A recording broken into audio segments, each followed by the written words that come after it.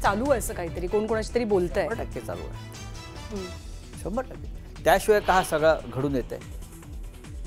कोणतरी कोणाशी बोलतंय, कोणीतरी कोणाचं ऐकतंय. न्यूज 18 लोकमतला दिलेल्या मुलाखतीमध्ये संजय राऊतांचं मोठं विधान.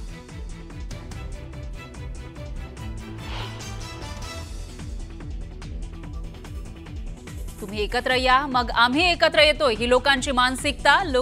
लोकसभा आणि लोकभावनेचा विचार करून उद्धव ठाकरेंचं सकारात्मक पाऊल, तर राज ठाकरेंनीही लोकभावनेचा विचार केलाय. राऊतांचं युतीबाबत मोठं विधान.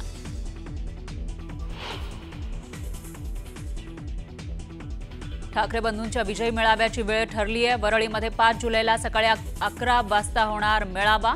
मेळाव्याची जय्यत तयारी सुरू.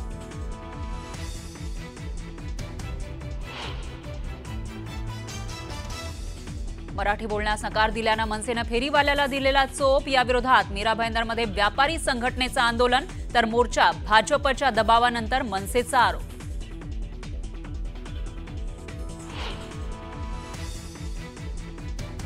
पुण्यात राज ठाकरेंबद्दल आक्षेपार्ह पोस्ट लिहिल्यानं एकाला मनसे कार्यकर्त्यांनी दिला चोप. अपशब्द लिहिणाऱ्या विरोधात मनसे आक्रमक.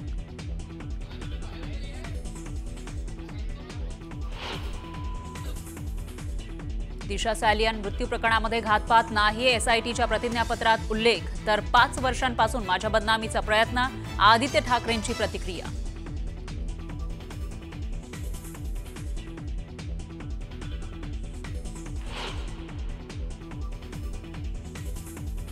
मी एवढंच सांगेन की पिक्चर अभी बाकी है. दिशा सालियन प्रकरणी मंत्री नितेश राणेंचं सूचक विधान.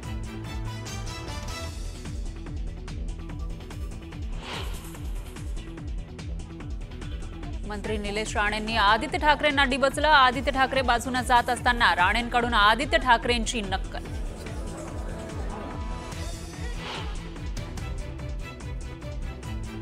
कोंढव्यातील उच्चभ्रू सोसायटीमध्ये तरुणीवर बलात्कार. कुरिअर बॉय असल्याचं सांगत आरोपीचा सोसायटीत प्रवेश. पोलिसांनी दोघांना ताब्यात घेतल्याची माहिती.